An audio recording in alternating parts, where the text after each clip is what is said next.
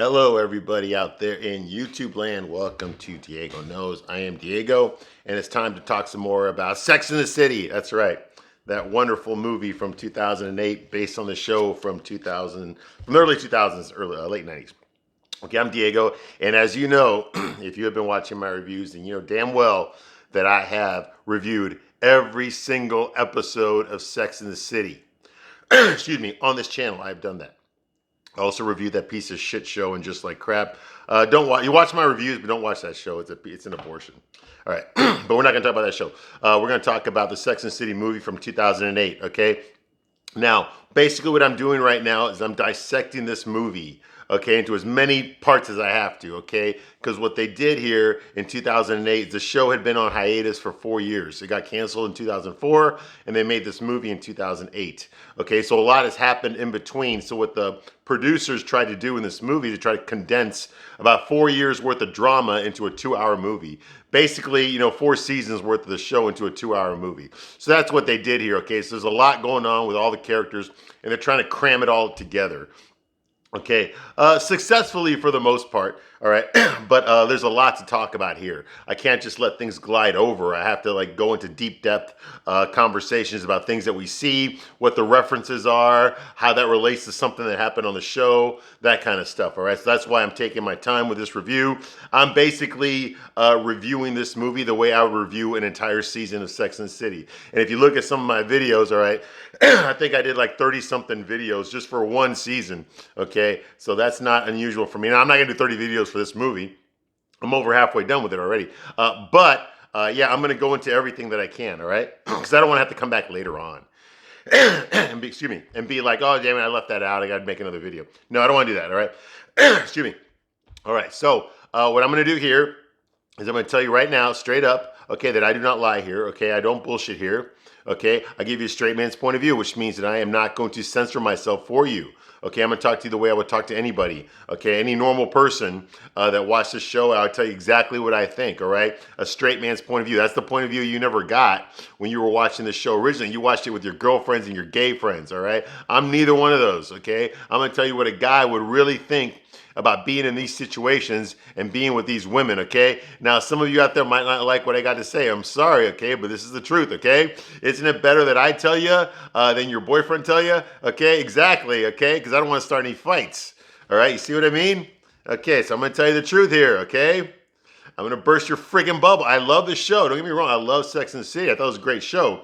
But it wasn't realistic, okay? And I don't just mean in the superficial way. I mean, it wasn't realistic the way these characters were acting, specifically the men. The way the men were acting, not believable. No, men would not act that way. They would not say those things. They would not do those things, all right? And that's what I do. I pointed out. I think they got the women right correctly. But I'm still going to criticize them, all right? But, I'm going to give you a straight man's point of view, all right? Basically, an outsider looking in. What would a guy think? What if you actually did watch these shows with your boyfriend and he told you the truth? Yeah, that's basically what I'm doing here. Okay, so this is part 12. Okay, so what I'm going to do is I'm going to begin where I left off last time. Okay, now the big focus of the last review that I did, okay, was the argument that Miranda and Carrie had during Valentine's Day. They went to a Valentine's Day party. They got shit-faced drunk on red wine, on Shiraz, which is Australian. Okay, yeah, I know that. Okay, and they had all these streamers and shit hanging from the ceiling. The waitress thought they were a gay couple, whatever. They got to an argument because Miranda finally admitted to Carrie that she had told Big the night before her wedding, that never took place, that she thought that Big was crazy to marry Carrie, and that marriage ruins your life.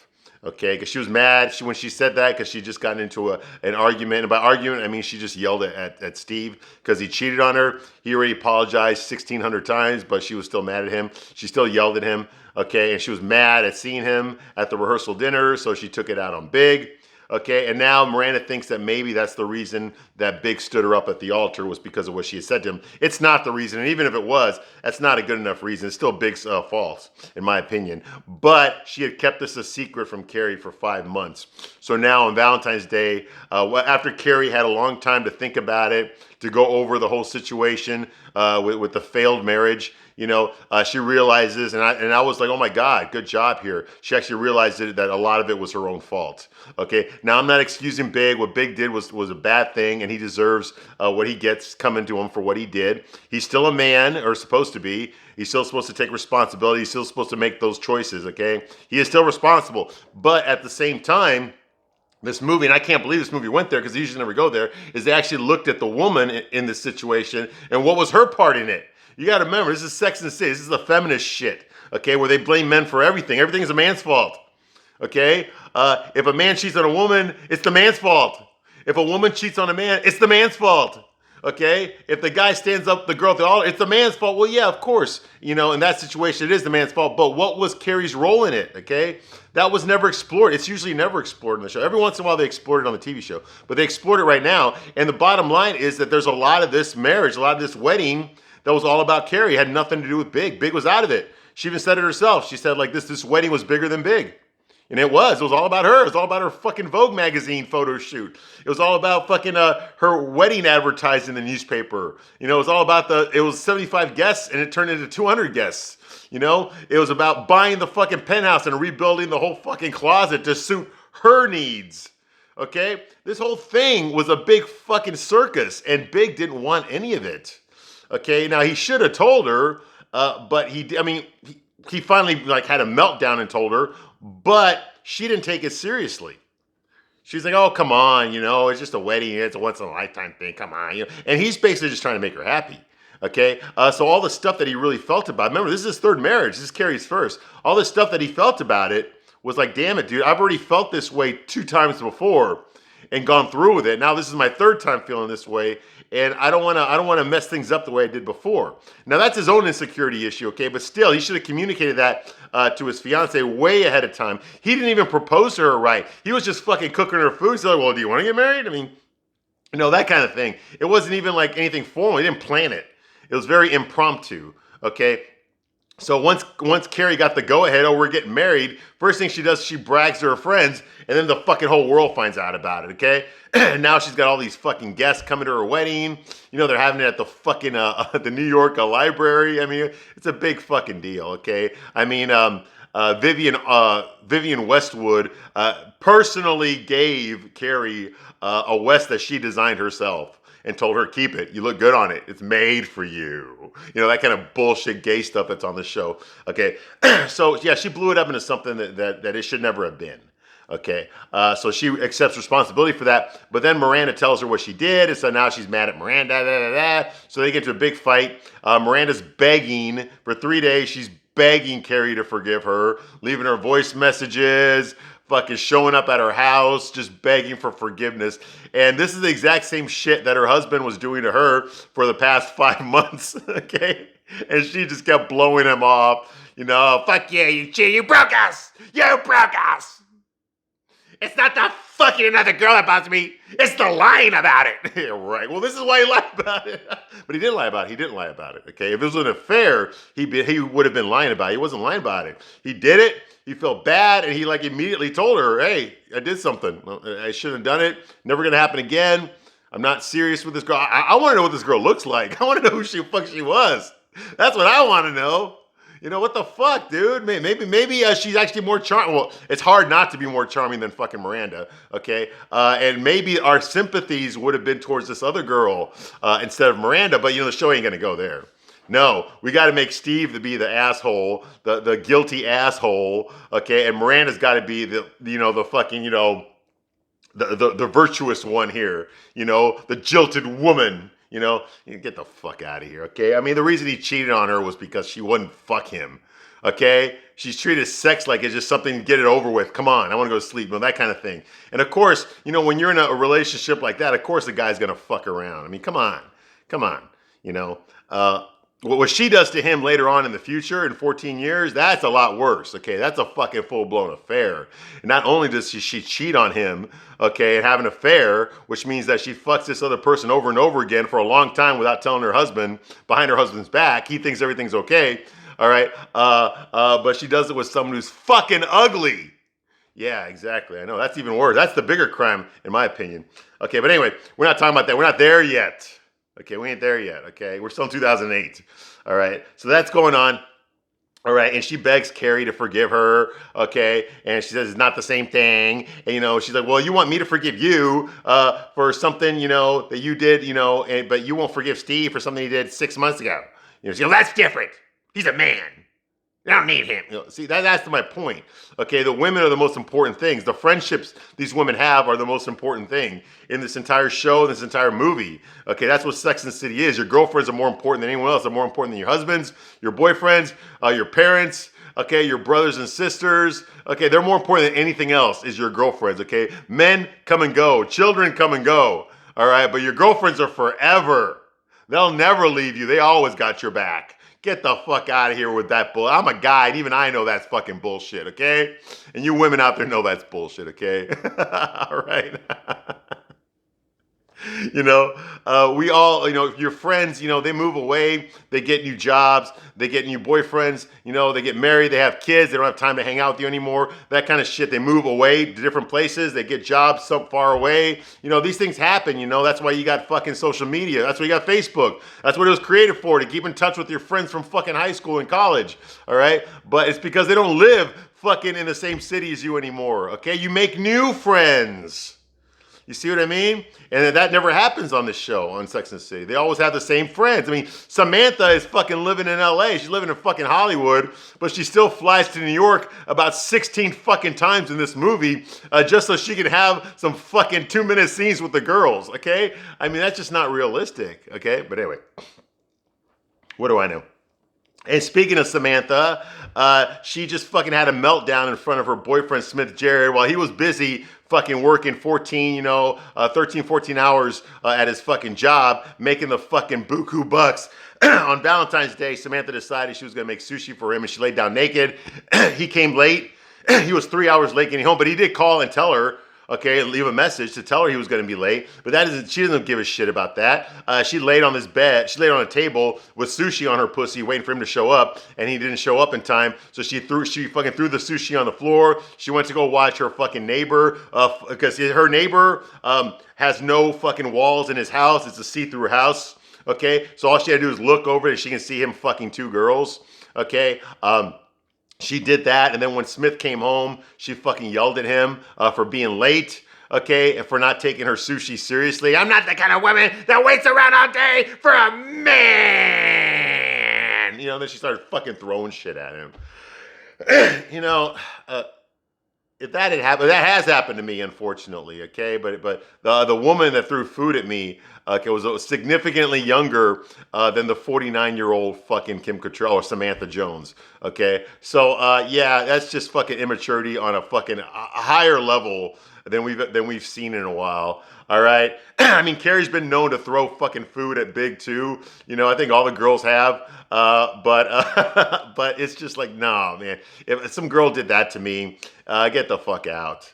Get the fuck out of my house. Maybe it is Samantha's place, but right now I think Smith Jerrod is making more money than Samantha. He's established himself as a regular fucking TV actor now, on top of the movies that he's doing here and there. Yes, I know she's responsible for it. She took him on as a client, her fuck buddy, her boyfriend. Okay, now he's blown up into something bigger than her, so she doesn't need to really manage his career anymore. Okay, I mean he dropped 60 grand on a fucking diamond ring for her like it was nothing. Okay, the Smith Jerrod that worked at a fucking at a raw food restaurant, could never have done that. All right, so I think he's established. I think he'll be fine.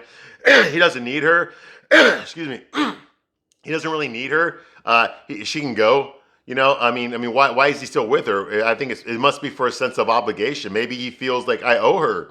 She gave me everything, so I can't just leave her, but she's also never told him really that she loves him, okay? And he's a lot younger than her. He's a good 18 years younger than her, okay? And he's like one of the 0.00001% of the men out there that are better looking than most women. And I'm a straight guy, and even I'm saying this, okay? He's like up there with like fucking Fabio and fucking Henry Cavill, okay? I mean, he's just fucking, he's out there, okay?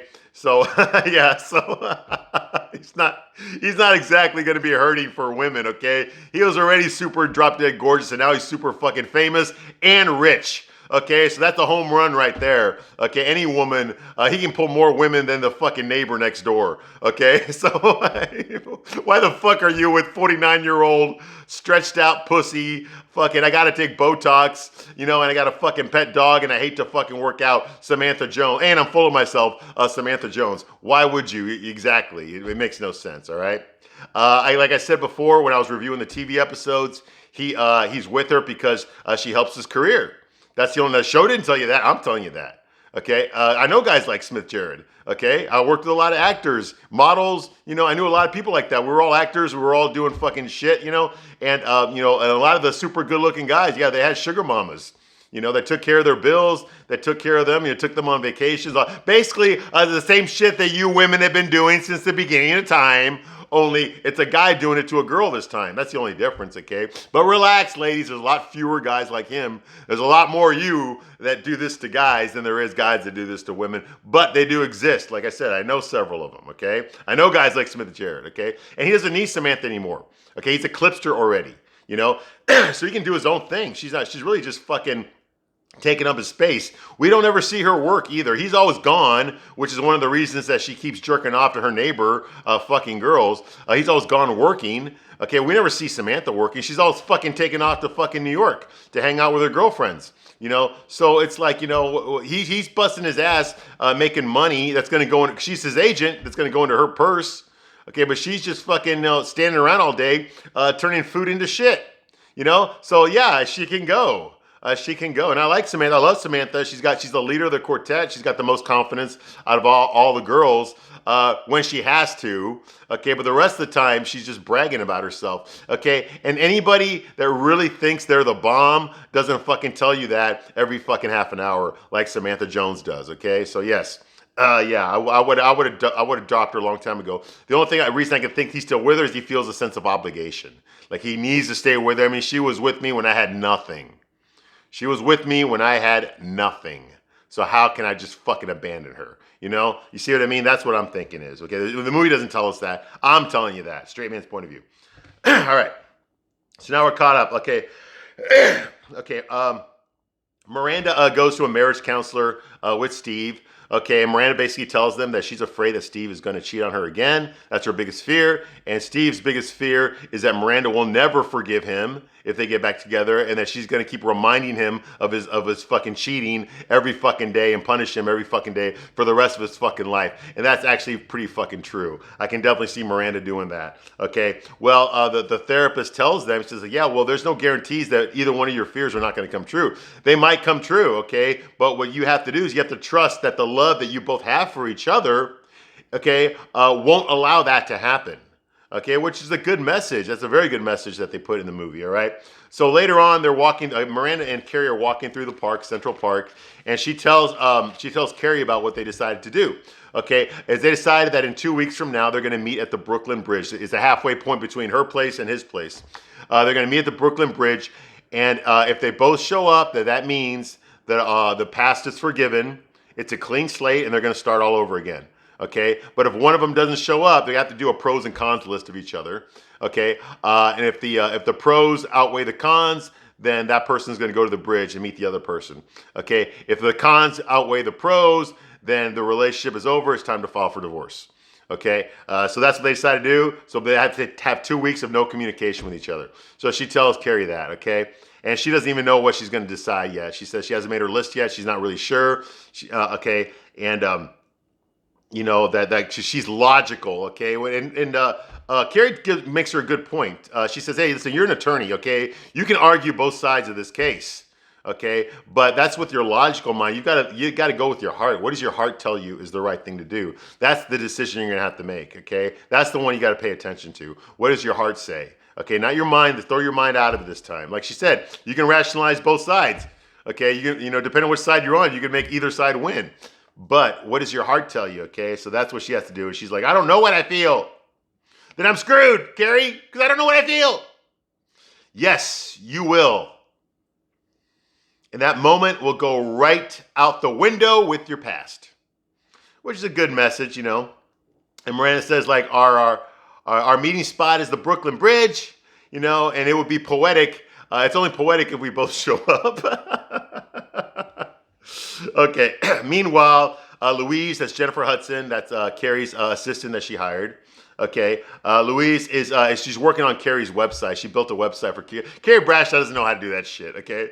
Okay. And she tells Carrie that the new apartment sold. Okay. The new apartment just sold. Okay, that's the penthouse apartment. It's sold now, so they have no obligation to pay for it anymore. All their stuff's got to be out of there in 2 months, and then they change the locks. All right. And she said, "Well, that's great." And Louise tells her, "Well, there's something else I have to tell you too." And Carrie's like, "What's that?" She's like, "Oh, there's a fucking ring right here, an engagement ring." Okay. And she tells Carrie that she's moving back to St. Louis. That's where she's from. Okay, because her boyfriend over there, Will, popped the question and she accepted. Okay, now she already talked to Carrie about Will. That was her boyfriend that dumped her in St. Louis. That's why she moved to New York. But during Christmas, she went back to St. Louis for Christmas. They ran into each other again at a party, and now they're back together officially. Carrie's already met him. She took him to New York. Okay, but now he's popped the question too. So she's gonna go back to St. Louis and get married. Okay, so Carrie's excited for her. She's happy for her. At least something good happened because Louise was going through the same thing that Carrie was going through, being jilted, being hurt, and having to start all over again. Is the same thing Louise was doing, but Carrie didn't realize it until much later. She realized, oh my God, my assistant's going through the same shit I am, and I never once bothered to ask her how she felt about it or how she's dealing with it. It was always about Carrie, just like the wedding was. It's all about Carrie, just like this show is all about Carrie. So that's going on here. Okay, so she's excited, and of course, Carrie is invited to the wedding. Okay, blah blah, and then she shows her ring. Okay, and she tells Carrie, and this ring is not rented. Okay, because Louise has to rent all of her designer label clothes. She has to rent them. She has to rent the Louis Vuitton purses. She has to rent the Chanel sweaters, all that kind of stuff, because she can't afford them. But Carrie, for Christmas, Carrie did buy her a Louis Vuitton purse. Okay, so that's going on here. Okay. Meanwhile, Miranda decides to go to the Brooklyn Bridge. She makes her list. She drinks her fucking cappuccino. She looks herself in the mirror, and she's got foam on her nose and her lip. Okay, this is the same thing that earlier in the movie happened. She didn't realize that she had foam on her lip, but Steve saw it and told her about it. Hey, you got foam on your lip, And she's like, "Why are you always criticizing me?" Because that's the kind of wife that Miranda is. But she looks in the mirror and she sees the foam and she wipes it off, and it makes her think about that moment with Steve at the restaurant, at the Italian restaurant, where he told her about that. He's like, "Hey, you want to go through life with foam on your lip and nobody telling you about it?" That kind of thing. So she thinks about that and she wipes the foam off. And then she walks towards the Brooklyn Bridge. And as she's standing there looking around, she doesn't see Steve. She starts realizing something that's pretty fucking scary to her. What if Steve's list had more cons than pros? Okay, what if he doesn't show up? Okay, which is a legitimate fear. I've said this over and over again. I would never, not only would I never marry a woman like Miranda, I would never date a woman like Miranda. Miranda would be a fucking like, hey, am I drunk and I can't get enough? Okay, there's no pretty girls here or they're all taken. Okay, but Miranda wants to fuck. Are my friends around? Huh? If my friends are not around, okay, fine, I'll take you home. Okay, but then you're gonna get the fuck out in the morning. Does that sound cruel? It sounds very, very tame compared to the shit that Miranda does on the show. Okay, so yeah, that's the only time that would ever happen. Okay, because I'm not gonna lie, yeah, I'd do it, but there'd be certain circumstances involved before I would do that. Okay, but would I be her boyfriend? Fuck no. Would I marry her? Fuck no. I would rather fucking stick knives in my eyes, okay, and die of fucking suffocation than fucking marry Miranda Hobbs, okay? So, okay, but then again, I'm not Steve, okay? This movie was written by gay guys, lesbians, and feminists, okay? Okay, like I said, no straight men were involved in the production of this movie. All right, so she's looking around now. She's scared, but luckily Steve shows up, and he's like,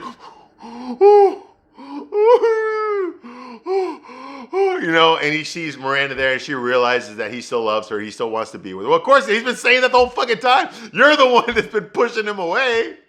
So she runs up, they run up to each other, they start hugging each other, and they realize that that the past is forgiving, is all forgiven now. Don't bring that shit up anymore. Okay. Forgive your husband for what he did. He does love you. The marriage is worth staying with. Christ, they got a son together, for Christ's sake.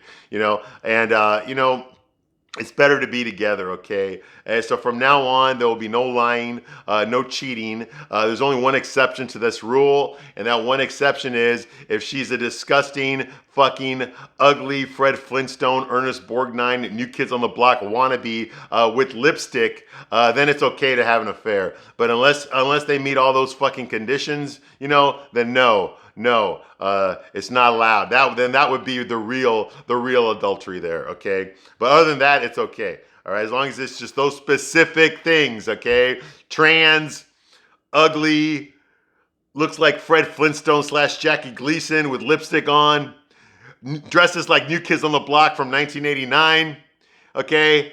And is not funny and has a microphone that is surgically attached to their wrist. So they're always, saying shit that's not fucking funny, okay? Okay, as long as those specific requirements are met, okay, then it would be adultery. And that would be bad. That would end the marriage. But we both know that's never going to happen, right? Of course not. Because we all know Miranda would never cheat on Steve with someone who's fucking ugly. Right? Right? That's right. Okay. Anyway. And if you believe that, I got a bridge I want to fucking sell you. Okay. So anyway, so that happens. It's a happy, whatever.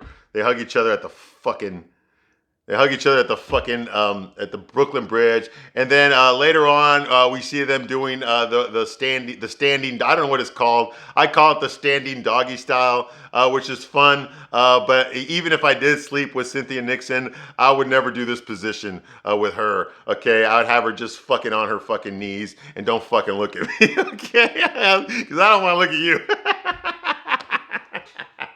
Hey, straight man's point of view. Straight man's point of view. That's what I do here. Can you handle it? Well, if you're mad right now, then you can't handle it. Okay? Like I said, I don't pull punches here. All right. So yes, okay, but yeah, we gotta fucking see Cynthia Nixon naked. We see Samantha naked. We saw her naked earlier in this movie. Okay. We never see Sarah Jessica Parker naked. We see her walking around in her fucking tighty whities and shit. And her skinny legs, but we don't ever fucking see her naked. We don't see Charlotte. Well, Charlotte's pregnant right now, but we don't ever really see Charlotte naked either. So that's going on here, and they having sex, and big fucking deal. I'm surprised that fucking Steve could get it hard, honestly, because I would have to fucking think of someone else if I was having sex with Cynthia Nixon / Miranda Hobbs. Okay, but yeah, I would do it. Okay, yeah, so they do the standing doggy style. That's what I call it. I don't know. Y'all might call it something else. It's like you're spooning, but you're erect. You're both upright. You know what I'm talking about. Just watch the fucking scene. Anyway, Carrie narrates and says like Miranda never looked back. Okay, well she did once because she looks at him, and she's exactly why I'd be like, bitch, turn around and get the fuck down there. I don't want to look at your fucking face. Anyway, that's neither here nor there. All right, so moving right along. Right? Okay, we're not talking about me. All right, so Samantha reads The Secret, okay, by Rhonda Burns, okay, and she's reading that book while she's sitting outside on her private beach in front of her house or behind her house, okay. That is a great book, by the way. I do read it. I live my life according to those principles, the law of attraction. I'm not gonna get too much into it here, but I have read all of her books: The Power, Hero, The Secret. That movie and then the book opened my eyes on a lot of things, okay. And to this day, even though I started reading this like over 10 years ago. To this day, I still live my life according to the principles of The Secret, okay? So I do highly recommend that book. I wish Samantha had just read it and then fucking thrown it away because that book actually changed my life for the better. It really did, okay? I highly recommend Rhonda Byrne, okay? I know there was some sort of fucking scandal with one of the guys in the movie. He got arrested. He was having a smoke party at his retreat and someone died. Okay, so yeah, he went to jail for that. I don't know too much about it, but the individuals that are in the movie giving their speeches, whatever, that's fine. But I believe in the principles. Okay, even if I'd never seen the movie, I would still believe in all the all the philosophies that are in there. Okay, I highly believe that book. I wish Samantha had thrown it away because, like I said, I live my life according to that book, The Secret. It's a wonderful book. It's a wonderful way to live your life. I've said before that I'm not Christian, but I am spiritual. I do believe in God. I don't believe in the one that's in the fucking the New and Old Testament, but I do believe in a God. Okay, I do believe in a higher power. All right, and that book, it works with any religion. It really does. Okay, so anyway, so there's my commercial for Rhonda Byrne's The Secret. But don't watch that piece of shit Katie Holmes movie with Josh Lucas. That was a fucking abortion too. I'm gonna have to fucking review that under chick flicks that I do not recommend. Okay, but fuck that movie. I'm talking about the documentary one. That's good, and the book series is very good. Listen to it in your car. It's fucking awesome. All right. Moving right along. So anyway, she takes the secret book, which changed my life, and fucking throws it away. Okay, the way Luke Skywalker threw away his dad's lightsaber when Ray Starkiller fucking gave it to him. All right. So anyway, so she throws it away, and then she starts and she's not happy. When is she happy, right? Okay, and then she starts walking her dog along the beach. The dog runs up into her neighbor's house. Okay, and she's like, no, come back. That's not your house, not our house. And she runs up there. And of course, she runs back there. And what does she see? She sees the guy again. All right, her neighbor there. Okay, buck ass naked and taking, I guess he's got an outdoor shower too, where anybody can just fucking see him taking a shower outside. Like he's already got fucking glass for walls, so anybody can see him taking a shit or fucking somebody. All they gotta do is look at the house and they'll see it. And now they can see him taking a fucking shower when he's fucking naked outside. I guess that makes sense too, right?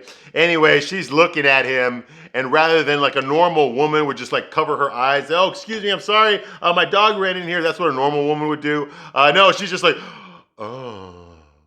You know, and a normal guy would be like, whoa, man, what are you doing here? You know, that's what a normal guy would be. He's just like,